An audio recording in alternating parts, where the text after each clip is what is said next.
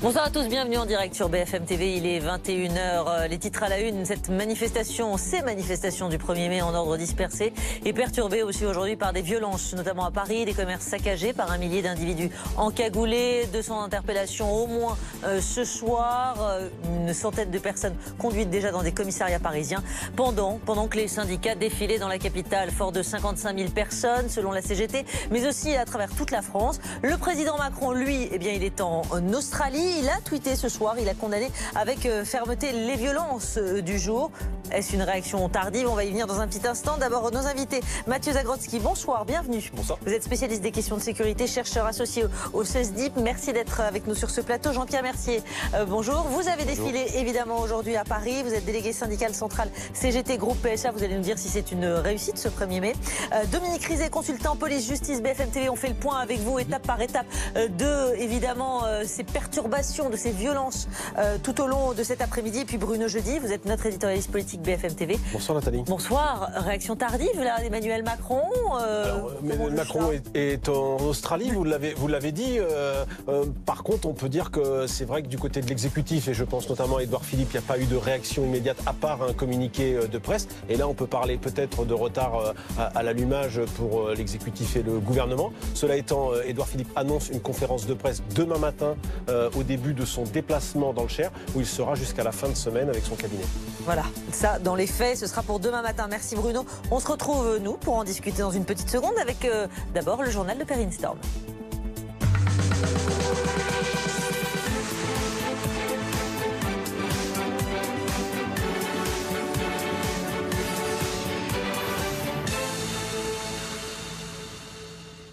Bonsoir Perrine. Bonsoir Nathalie. On commence avec vous sur les incidents qui ont perturbé ce traditionnel défilé du 1er mai à Paris. Oui, des magasins saccagés, du mobilier urbain dégradé, des CRS qui répliquent à coups de gaz lacrymogène et de canons à eau. On assistait à de véritables scènes de guérilla urbaine. On va revenir dans un instant sur le déroulé des faits, mais avant on va aller voir Virginie Saint-Silly qui est du côté du boulevard de l'Hôpital. Où en est la situation là ce soir à 21h01? Est-ce que tout est rentré dans l'ordre? Alors ici, le calme est revenu sur ce boulevard de l'Hôpital, mais plusieurs personnes sont encore entre les mains des forces de l'ordre. On va tenter de vous montrer cela sur ces images de François Luce. Parmi les interpellés, certaines personnes sont toujours ici en attendant d'être exfiltrées dans un fourgon, comme d'autres personnes ont pu l'être un peu plus tôt dans la journée. Donc au total, c'est 200 interpellations environ qui ont eu lieu. Ce sont des chiffres qui nous ont été fournis par la préfecture de police, des interpellations pour port d'armes prohibées, pour jet de projectiles. Certaines personnes interpellées possédaient des marteaux, possédaient des barres de fer et avec ces armes, eh bien, se sont attaquées à plusieurs boutiques, plusieurs restaurants aussi, des abris de bus et donc... Effectivement, excusez-moi, pardon, nous sommes un peu perturbés par des manifestants, enfin des personnes autour de nous. Donc, avec ces armes, elles se sont attaquées, ces personnes, à des abris de bus. Et d'ailleurs, plusieurs agents de la mairie de Paris sont en ce moment même en train de nettoyer les pavés qui longent ce boulevard de l'Hôpital, comme vous le voyez sur ces images de François Luce. Merci Virginie Saint-Silly. L'état des rues ce soir témoigne de la violence des incidents à l'origine de ces débordements. Les Black Blocs, ces activistes pour beaucoup issus de la mouvance anarchiste. Ils étaient 1200 à s'être introduits dans le cortège parisien cet après-midi. 200 ont été interpellés. Ils avaient prévenu sur les réseaux sociaux qu'ils viendraient en découdre. Loïc Besson.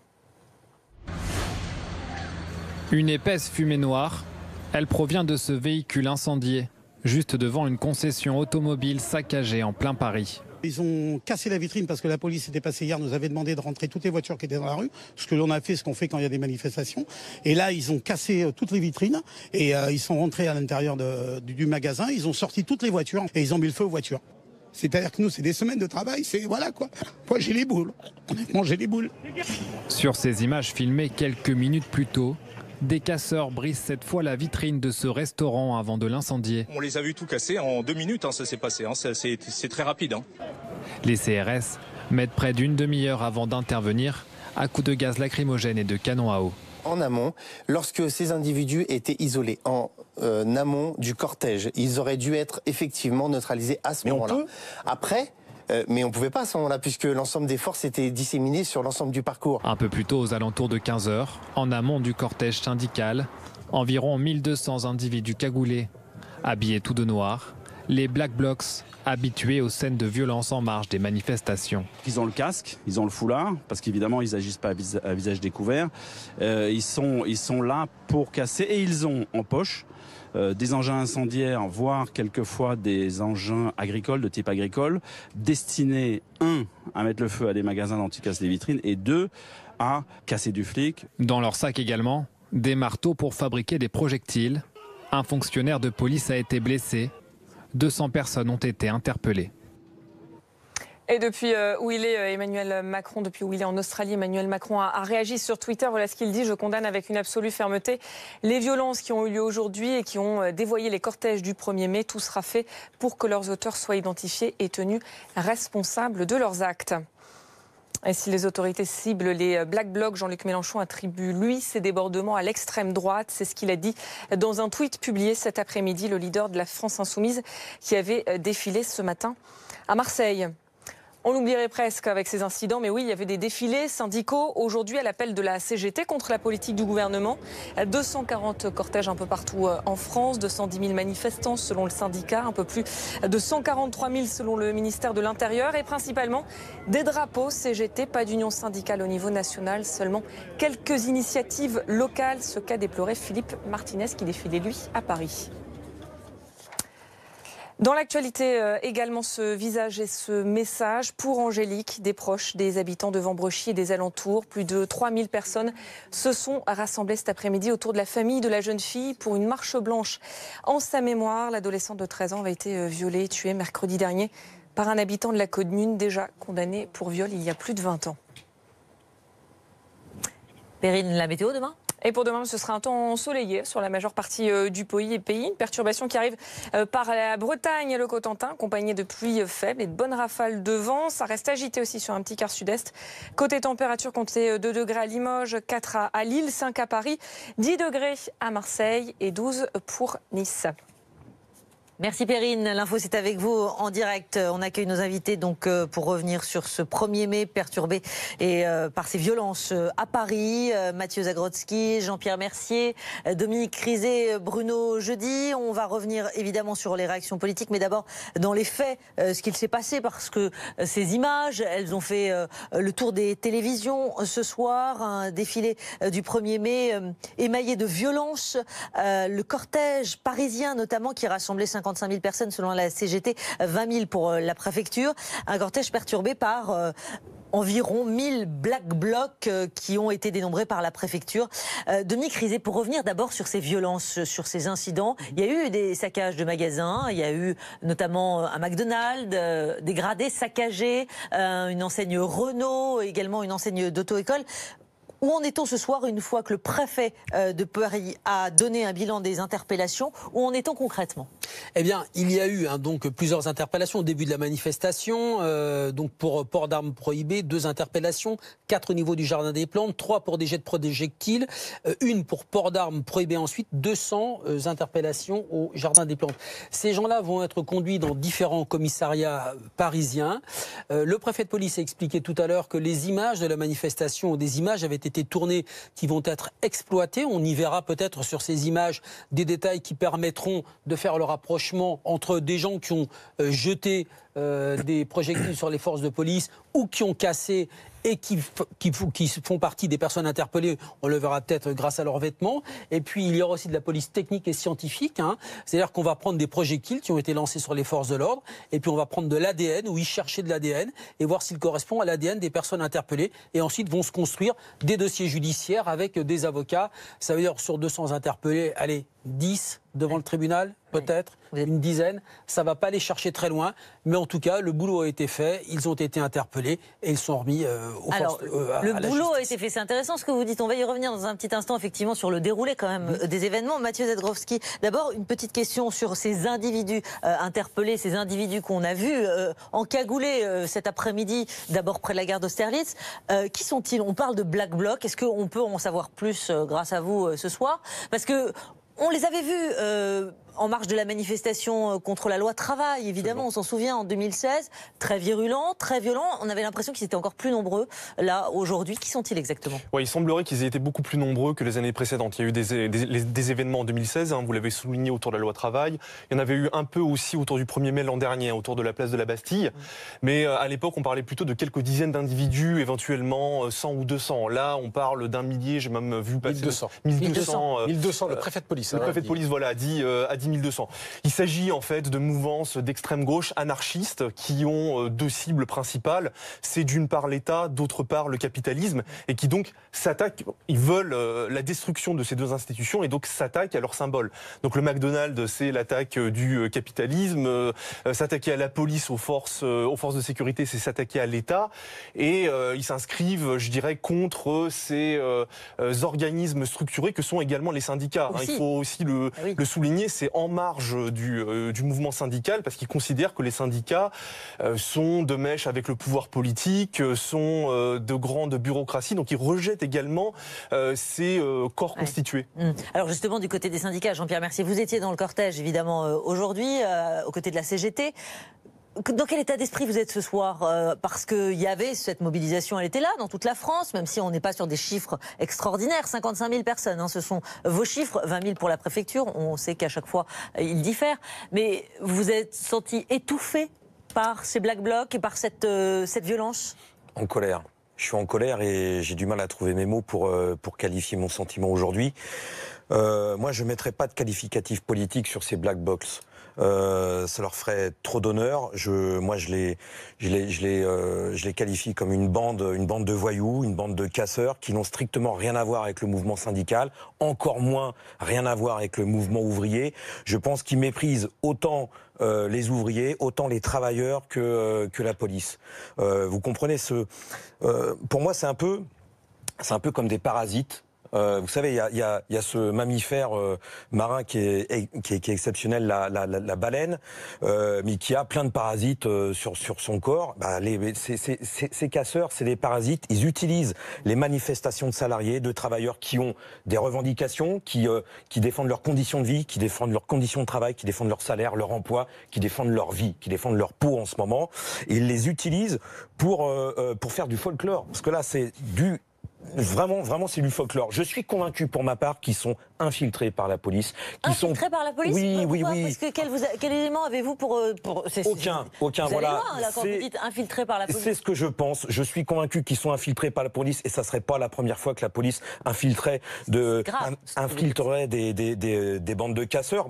Aujourd'hui. Alors peut-être que ça va se retourner contre le gouvernement finalement, mais aujourd'hui, au départ... Ce serait pourquoi? Dans quel but? Ce serait le but de détruire le mouvement syndical? Écoutez, moi j'ai jamais vu, le soir d'un 1er mai, voir autant de représentants de CRS, de gendarmes mobiles ou de police sur les plateaux de télé. On ne parle que des casseurs, on parle de ce qu'ils ont fait. Et entre nous, ça fait le jeu du pouvoir, ça fait le jeu du gouvernement. Je finis. Ça fait le jeu du pouvoir et ça fait le jeu du gouvernement, parce qu'on ne parle que de ça. On ne parle pas évidemment de ces manifestations du 1er mai. Peut-être que ça, en fait, le calcul du ministre de l'Intérieur ou du préfet de police, ça va ça contre eux, parce que évidemment là, il y a beaucoup, tout le monde tombe à bras raccourcis sur le gouvernement. Si vous dites ça, c'est pas uniquement de votre fait ce soir, c'est parce que d'autres partagent sans doute votre opinion. Quand vous dites infiltrer, est-ce que vous voulez dire que introduit par la police dans la manifestation, ou alors est-ce que la police les infiltre, est avec eux et ensuite peut les manipuler?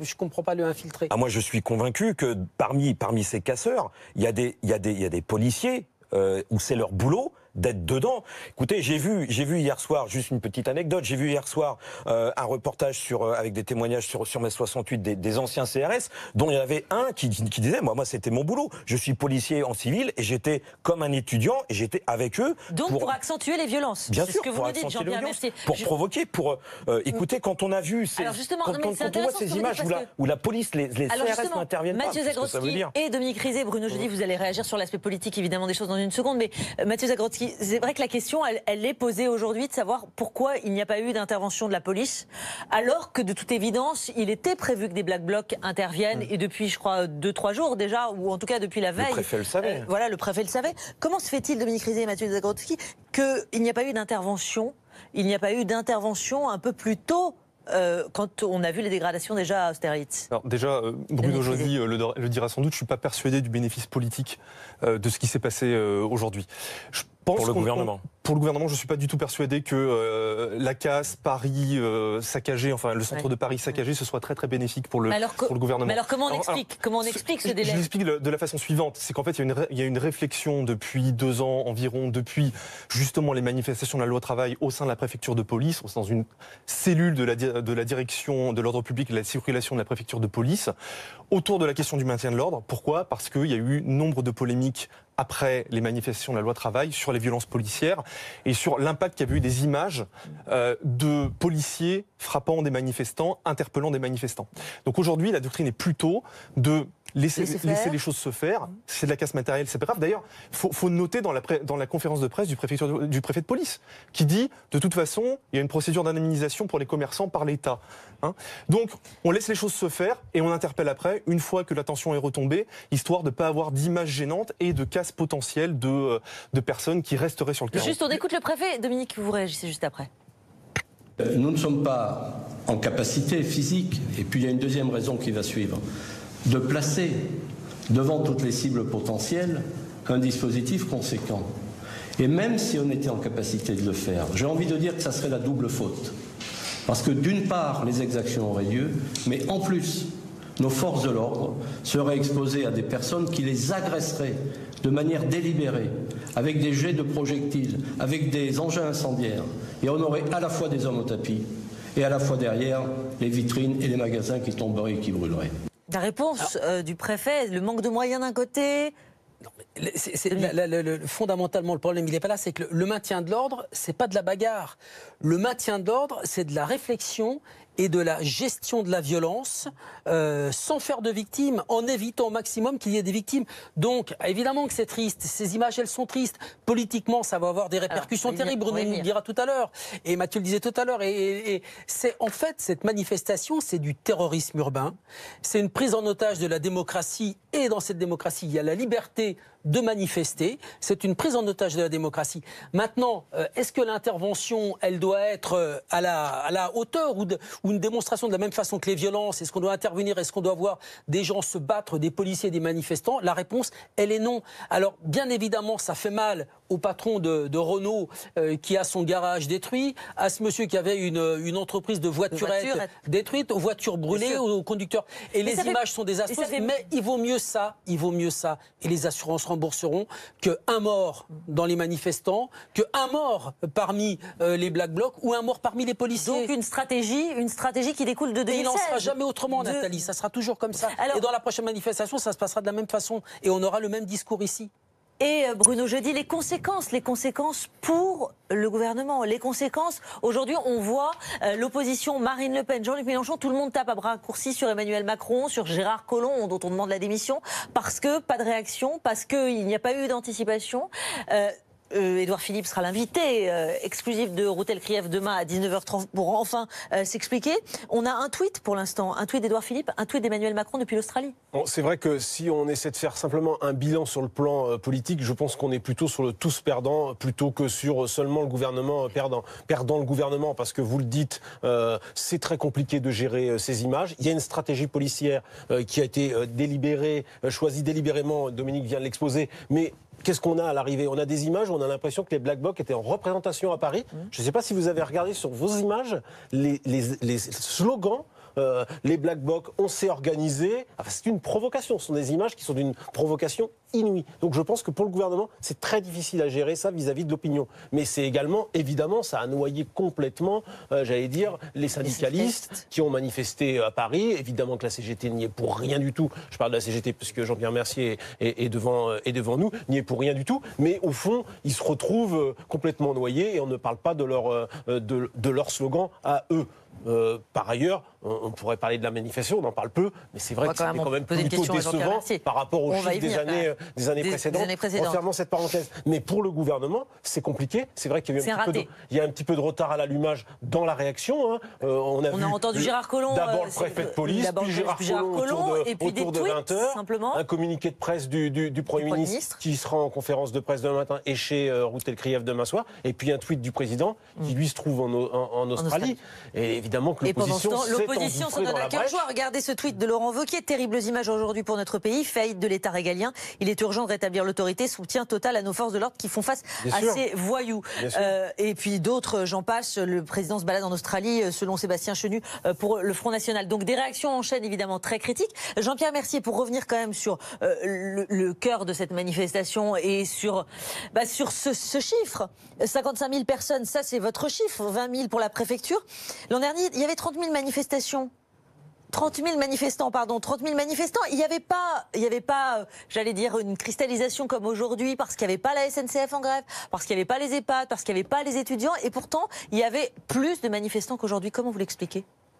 Je sais pas. Moi, je trouve que la manifestation parisienne, j'y étais, c'était un succès. Il y avait du monde, il y avait énormément de jeunes qui ont manifesté et pas du tout avec les casseurs. Là aussi, il faut faire le distinguo. Et effectivement, aujourd'hui, il y a une convergence. À défaut de convergence de lutte, il y a une convergence de mécontentement. Mais attendez, elle s'exprime comment alors si elle s'exprime pas en chiffres? Parce que vous voyez bien. Elle s'exprime entre autres. Vous savez, les black blocs là, ils représentent rien. Oui. Ils sont rien du tout dans la société. Ils sont que dalle. Ils savent même pas travailler, j'en suis sûr. Ils sont même pas salariés. S'agissant non plus des black blocs. Voilà, c'est des fils du 16e arrondissement. J'en suis pratiquement convaincu. Alors là, carrément, vous êtes. Mais oui. Mais vous allez on les a vus. Vous les avez vus, mais comment dire, mon Dieu, on les a vus s'organiser, on les a vus se cagouler, on les a vus mettre leur anorak. Ils étaient à côté du cortège. Alors oui, je reparle de ça parce que vraiment ça me tient à cœur. Vous savez, si le mouvement syndical était plus puissant, plus organisé, peut-être plus militant, ouais, peut-être qu'on pourrait faire le ménage nous-mêmes. Peut-être qu'on mais est-ce que pourrait vous n'êtes pas débordé justement? Le service d'ordre de la CGT, historiquement, mais non, le service d'ordre de la CGT, il fait ce qu'il peut. C'est pas la première fois. Il fait ce qu'il peut, et je tiens quand même à vous faire remarquer que au niveau du cortège syndical, tout s'est extrêmement bien passé.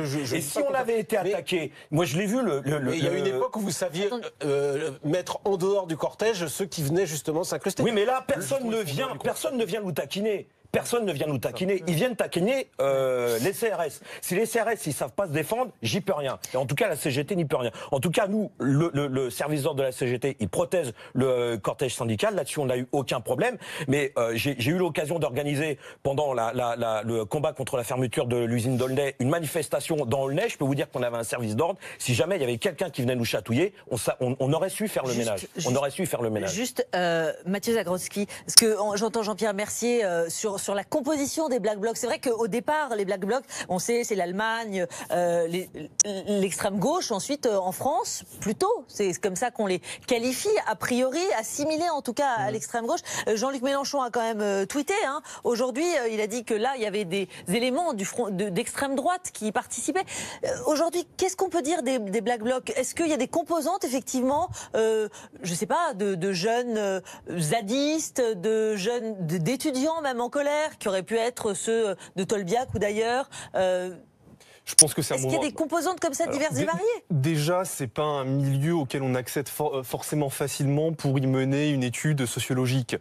Ce qu'on en sait, c'est que c'est composite. Par exemple, sans doute des bandes d'extrême droite, dit Jean-Luc Mélenchon. Tweet Jean-Luc Mélenchon. Qu'est-ce que vous en dites de cela? Je pense qu'il se ridiculise en écrivant ça. Pour être extrêmement franc, je pense qu'il s'agit très très clairement de mouvances anarchistes qui n'ont absolument rien à voir avec la droite identitaire, enfin l'extrême droite identitaire ou ce type de mouvement. Après, les faits me démentiront peut-être, mais j'ai vraiment pas du tout l'impression que des mouvements, des membres de l'extrême droite puissent s'infiltrer comme ça en toute impunité dans une manifestation qui est quand même très clairement, très largement à l'extrême gauche. Après, sur la composition sociologique, quand il y a eu les interpellations autour de la manifestation de la loi travail, quand un véhicule de police avait été incendié, on avait remarqué qu'effectivement il y avait des jeunes, des beaux quartiers, mais il y a aussi d'autres composantes sociologiques dans cette mouvance. Un dernier mot, Jean-Pierre, merci beaucoup. Oui, très rapidement. Moi, je pense qu'ils ont des comportements de ministres d'extrême droite. Maintenant, pour revenir effectivement sur la situation sociale très rapidement, c'est évident que les grèves vont continuer, les manifestations vont continuer. Il faut qu'elles s'élargissent le plus possible. Bien sûr. Un appel à l'élargissement, donc c'est ce que vous dites, et à une reconduction. Jean-Pierre, merci pour la CGT. Merci beaucoup d'être avec nous. Mathieu Zagrodzki, vous revenez. Dominique Ries et Bruno Jeudi, évidemment. On vous retrouve dans un petit instant avec Gérard Miller qui nous rejoint aussi sur ce plateau. Driss Saïd Youssef. A tout de suite pour revenir en longueur sur ces manifestations et aussi ces violences lors des manifestations parisiennes du 1er mai. A tout de suite.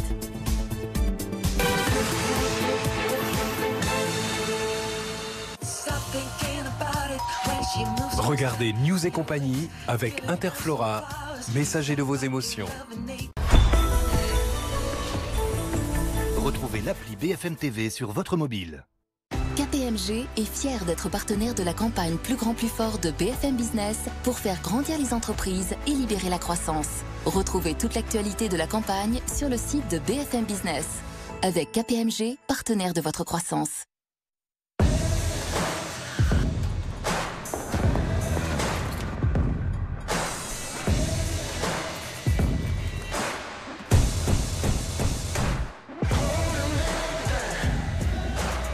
Nouveau design.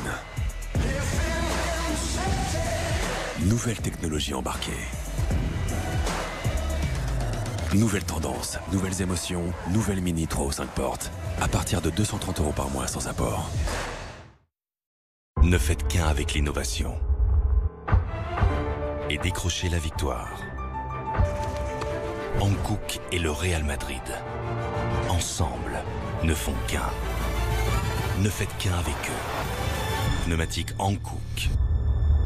Partenaire du Real Madrid. Élite Rencontre, le site de rencontre de référence pour célibataires ambitieux. Inscrivez-vous dès aujourd'hui et revivez l'amour sur éliterencontre.fr.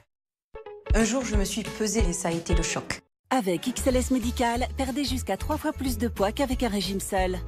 J'ai perdu 10 kilos avec XLS Médical. Je me sens mieux dans mon corps. Osez XLS Médical et perdez du poids. Dispositif médical. Tous les jours, BFM Sport vous accompagne au cœur de l'actualité sportive. Vous êtes au bon endroit. Évidemment, c'est l'émission de Paraguay. Avec des JT en continu, vos émissions en direct toute la semaine. C'est parti pour 60 minutes sport. On est heureux forcément de vous accueillir. After en direct sur BFM Sport. Et tous les week-ends. C'est le grand week-end sport. Toutes les images, toutes les infos. Tous les sports, tous les terrains, tout le temps. Ne ratez rien de l'info sportive sur BFM Sport. Fini la corvée de la tonte. Profitez de votre temps libre. Votre tondeuse robot Gardena prend soin de votre pelouse. Existe également en version connectée. Gardena. Passion for life. Actuellement, 100 € remboursés pour tout achat d'une tondeuse robot Gardena. Range ta chambre, chaton.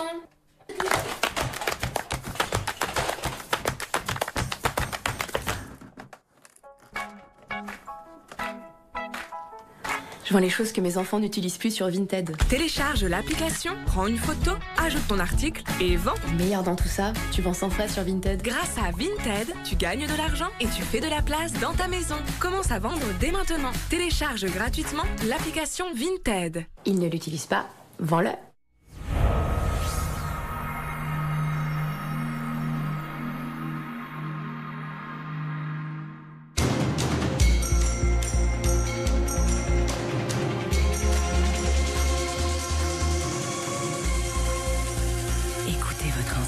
Aura, Mugler, l'eau de parfum et la nouvelle eau de toilette. Les pains Jacquet. J'aime. Tu aimes. Nous aimons. Vous aimez. Ils s'aiment, leur meilleur blé. Merci les agriculteurs Jacquet. Jacquet, j'aime, ils s'aiment. 3 escape games inédits. 3 scénarios originaux. Mr. James, avec Renault Capture. Le Signal, avec Renault Kadjar. Le Collectionneur, avec Renault Koleos. Êtes-vous prêt à vivre un escape game hors du commun avec les SUV Renault? Inscrivez-vous maintenant sur mission-suv.renault.fr.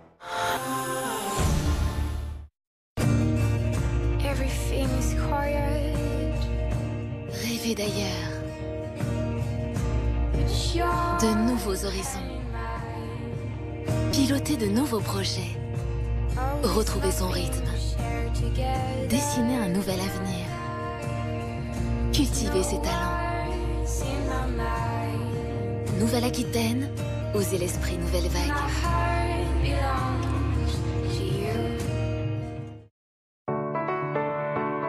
Pour la plupart des gens, les hémophiles sont en danger quand ils se blessent parce que leur sang ne coagule pas de façon normale. C'est vrai, mais pour les hémophiles, tout au long de leur vie, le vrai problème, ce sont les saignements internes. Ceux qu'on ne voit pas, mais que eux ressentent dans leurs articulations. Ces saignements articulaires peuvent être extrêmement douloureux. Ils participent à la dégradation des articulations, ils peuvent empêcher les hémophiles de pratiquer un sport et plus tard, une activité physique. L'état articulaire est l'enjeu de tous les hémophiles. Il est essentiel de surveiller ces articulations et de les faire surveiller régulièrement. Rendez-vous aux hémophiles et à ceux qui les soignent sur hémophilesenmouvement.fr. Ça, c'est la nouvelle classe A. Comme toutes les voitures, elle a un tableau de bord. Et vous pouvez le faire ressembler à ça, à ça. Ah ouais, pas mal celui-là. Le contrôle vocal est dingue. Hey Mercedes, mets-moi du hip-hop. Et avec la technologie Car2X, facile d'éviter les bouchons. Et maintenant, qui a l'air super cool devant Niki? Yikes, you did that.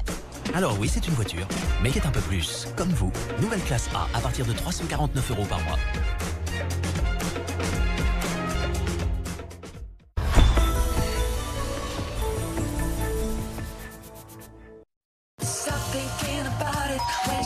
Regardez News et compagnie avec Interflora, messager de vos émotions.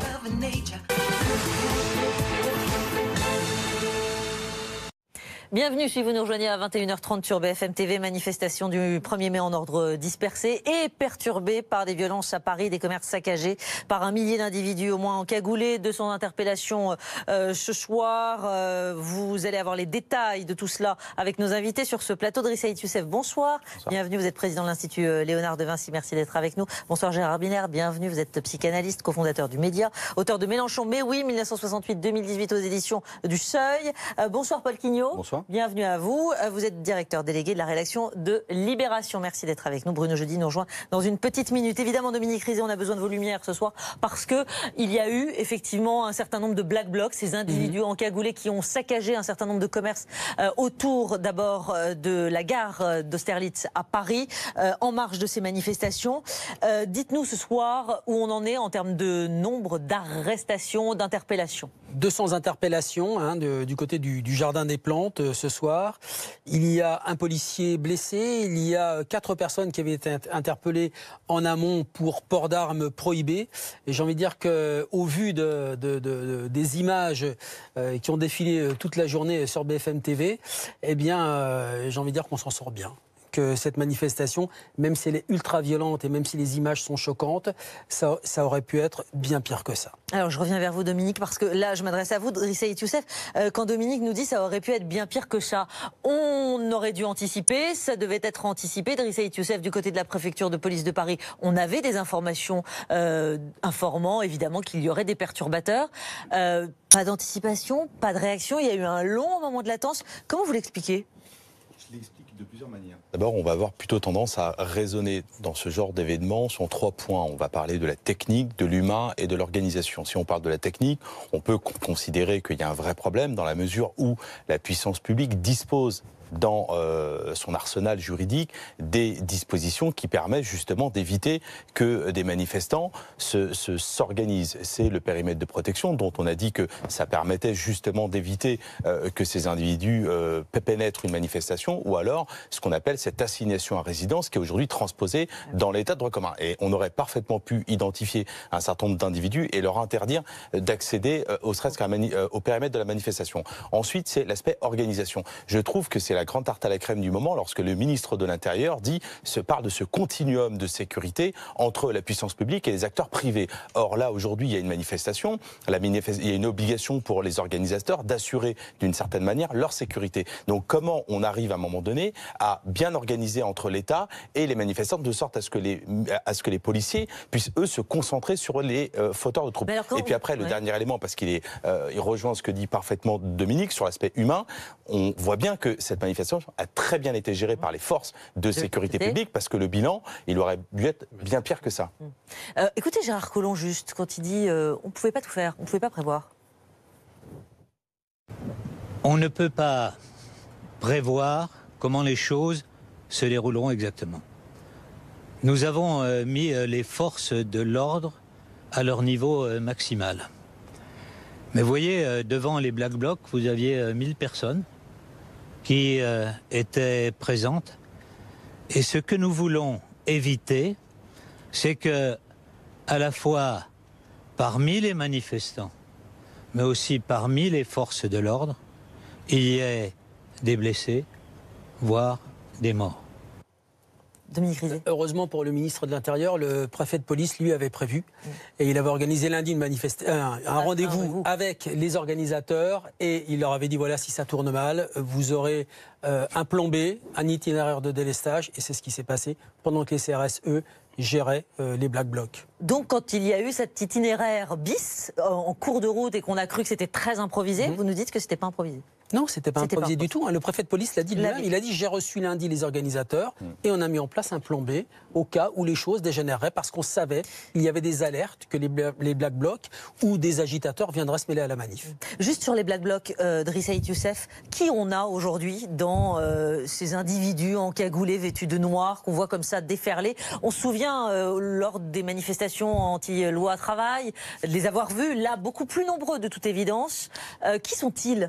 Ils sont plus nombreux parce que nous en avions discuté sur ce plateau même, c'est-à-dire qu'à un moment donné, préparer un peu cette convergence d'individus. Et là, on a probablement des zadistes, on a probablement des étudiants en grève, on a aussi des antifas et ces Black Blocs qui sont entraînés et qui probablement ont mené un peu cette guérilla urbaine. Vous avez peut-être entendu Jean-Pierre Mercier qui était avec nous sur le premier plateau, délégué syndical central CGT, groupe PSA, qui nous disait des éléments de la police sont infiltrés pour faire monter la sauce, j'allais dire.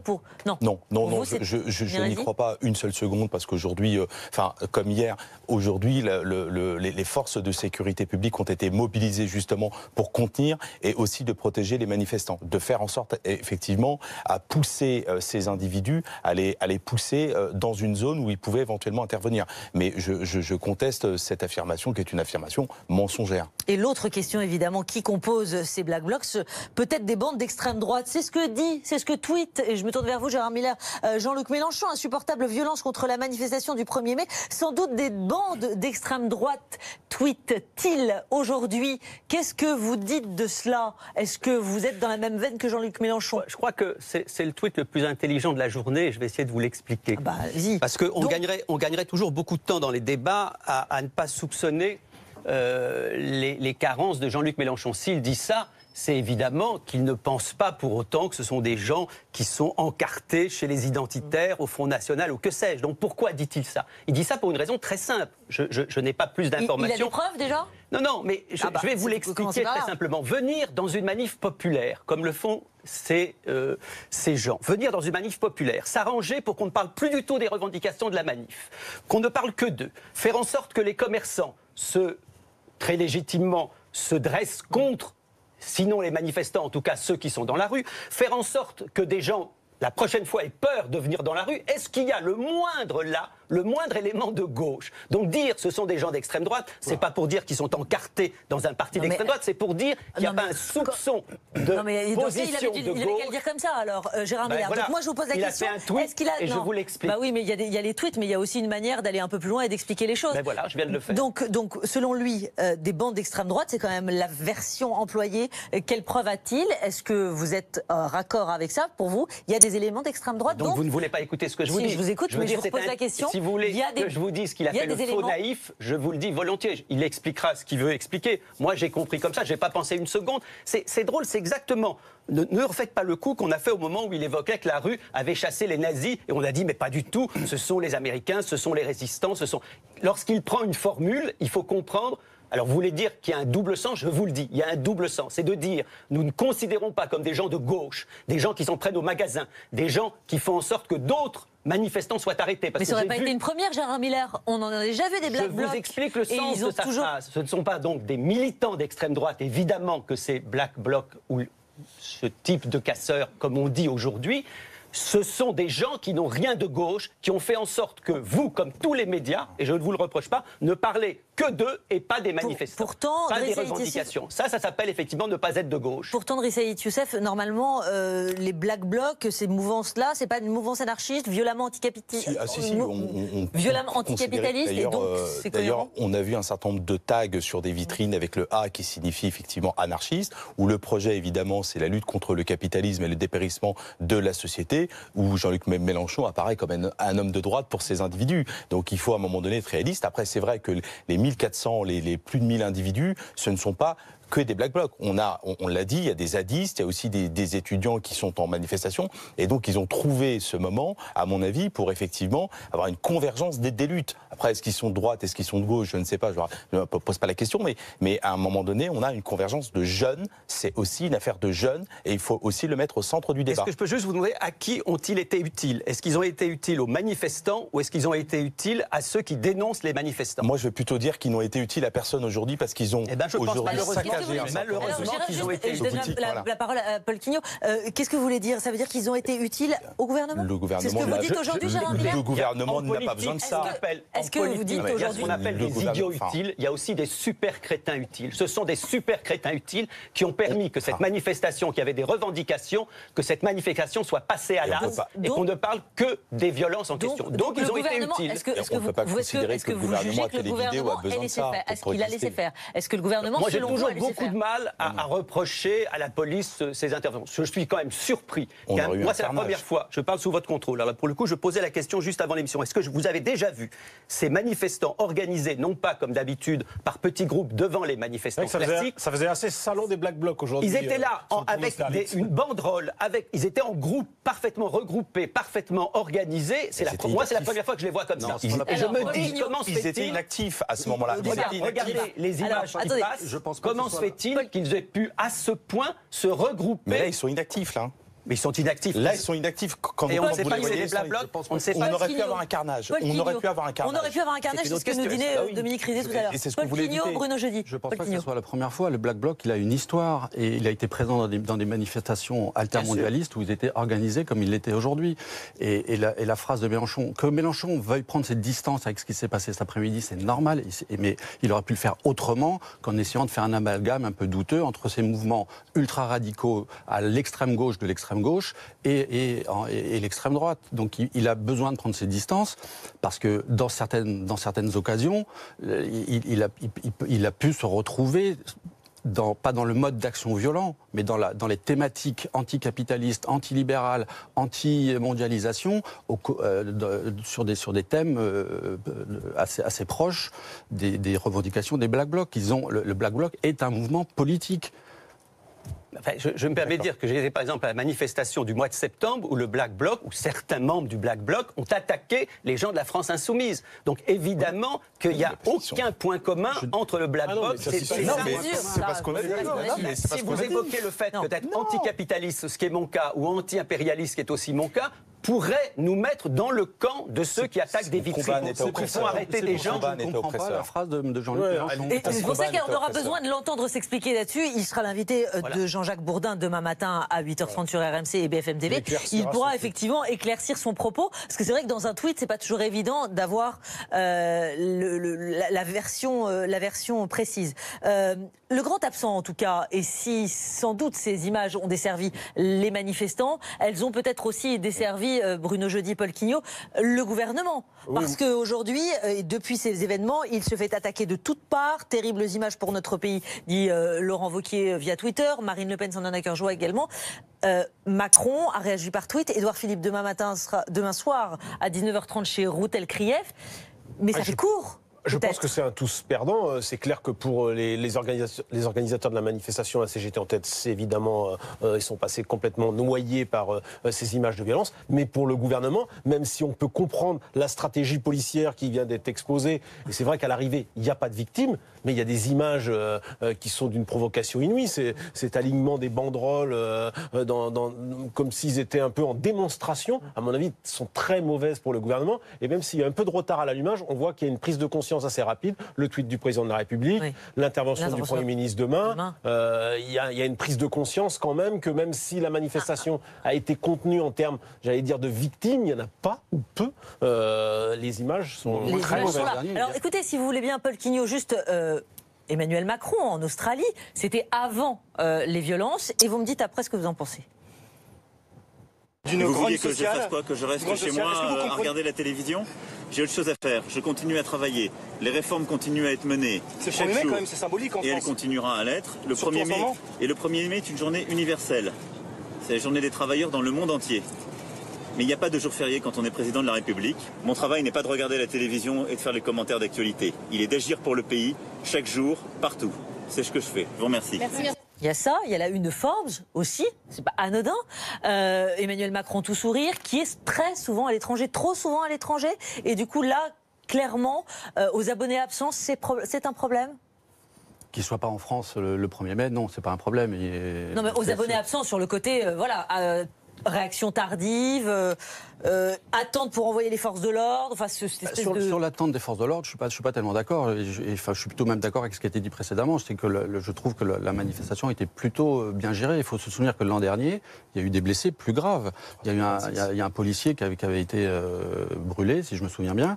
Donc en termes d'opération policière, j'ai plutôt le sentiment qu'on a l'impression qu'une demi-heure c'est long, mais enfin c'est quand même assez.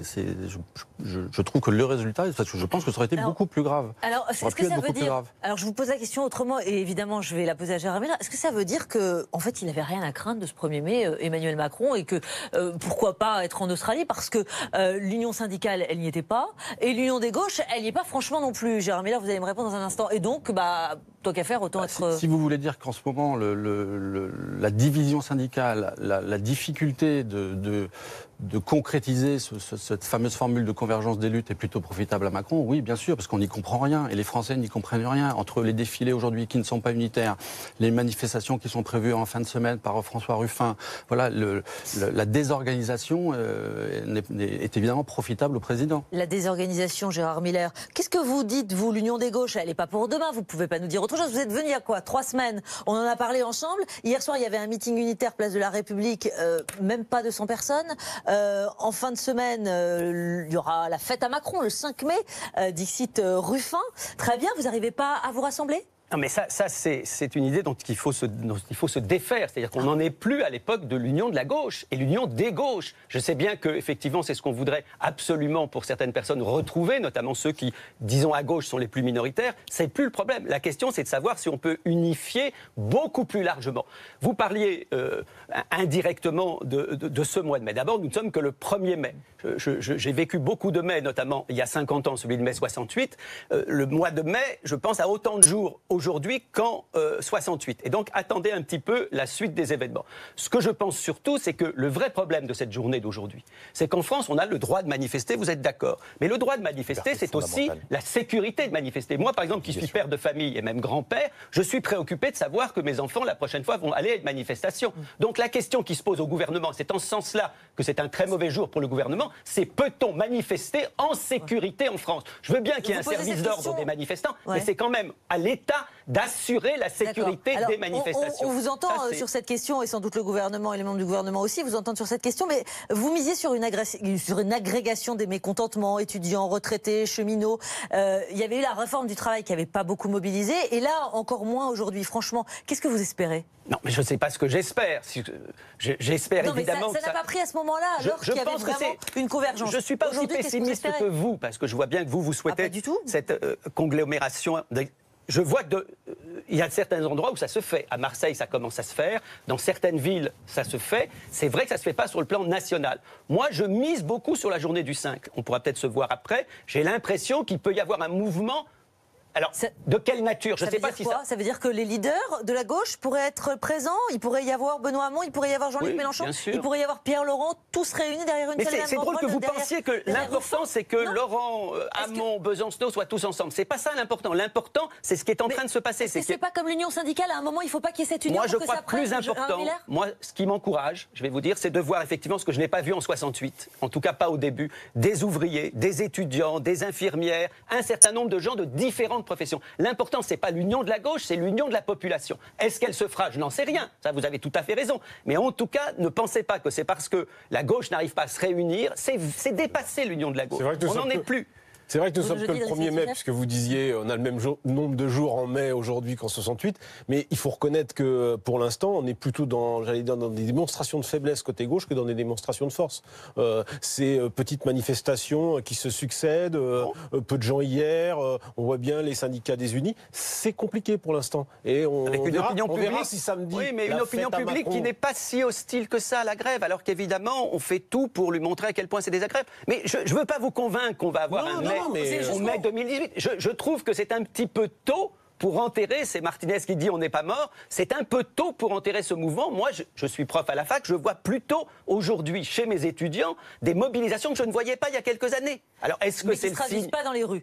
En tout cas, qui ne se traduisaient pas écoutez, encore. Ça se traduira encore moins dans les rues s'il y a tellement de risques. Alors justement, Driss Youssef et Paul Quignot. Alors sur cette problématique, c'est vrai que les objectifs sont différents. C'est-à-dire que le gouvernement, le ministre de l'Intérieur, souhaitait que cette manifestation, il n'y ait pas de blessés. C'est la raison pour laquelle elle a, d'une certaine manière, laissé faire ses débordements à partir du moment où il n'y avait pas de blessés. Mais ce qu'on constate, c'est que ce genre de phénomène se reproduira demain avec une intensité bien plus importante, parce qu'on a aujourd'hui à faire, si on a du mal, s'il y a un problème de convergence en haut avec les différents partis politiques, chez cette génération, la génération montante chez les jeunes, il n'y a pas de difficulté à avoir des points de convergence, mais avec une violence absolument inouïe. Donc il faut que le gouvernement se prépare aussi à avoir une jeunesse qui monte et qui va être plus violente que ses aînés.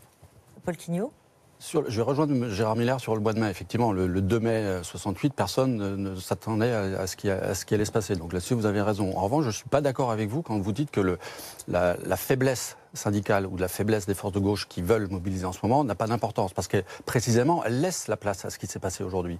Et que les mouvements ultra-radicaux, que ce soit à l'extrême gauche ou à l'extrême droite, occupent un terrain qui est en partie délaissé. En tout cas, c'est plus facile pour eux de faire ce qu'ils ont fait aujourd'hui, de faire ce que les identitaires ont fait à l'extrême droite avec les migrants il y a une semaine, quand on a un parti d'extrême droite qui est plus faible, et c'est la même chose aujourd'hui à l'extrême gauche. Le terrain est plus facile à occuper pour eux, alors que si on avait des forces syndicales, des forces de gauche qui étaient en mesure de montrer leur force, ça serait pas pareil. Et par ailleurs, je pense que, et c'est un reproche que je fais à Emmanuel Macron, c'est qu'il y a un vrai risque dans la stratégie qu'il emploie en ce moment de casser entre guillemets les syndicats, et notamment les syndicats réformistes comme la CFDT, parce que quand il en aura besoin dans 1 an ou dans 2 ans, ils seront peut-être pas là, parce qu'il est en ce moment en train de passer en force. Même avant avec la réforme des retraites. Mais peut-être même avant. Mais l'erreur, c'est, je vais vous dire, l'erreur, c'est même d'agir comme on agit avec Mélenchon et les siens. C'est-à-dire que je pense justement que si Mélenchon a fait 20%, et si aujourd'hui il représente une vraie force, c'est drôlement profitable, je dirais, pour tout le monde.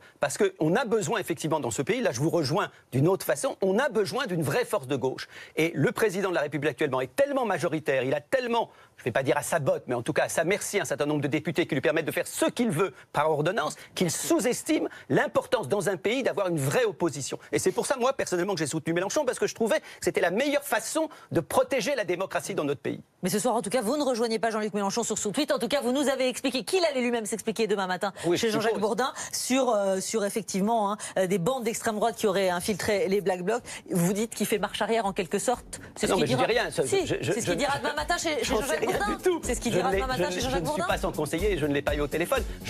Moi, j'ai compris cette phrase au second degré. C'est-à-dire, j'ai compris qu'il voulait effectivement que surtout on ne dise pas de ces gens-là qui sont de gauche alors qu'ils ont saboté une manifestation populaire. C'est comme ça que j'ai compris. C'est compliqué le second degré. Merci, surtout sur Twitter. Voilà, exactement. Merci en tout cas, Gérard Miller, avec votre livre Mélenchon, mais oui, 1968-2018 au seuil. Driss Youssef, merci beaucoup. Merci Paul Quignot. Emmanuel Macron qui a réagi sur Twitter et Édouard Philippe qui sera l'invité de Routel Krief demain à 19h30. Grand angle à suivre. Très bonne soirée.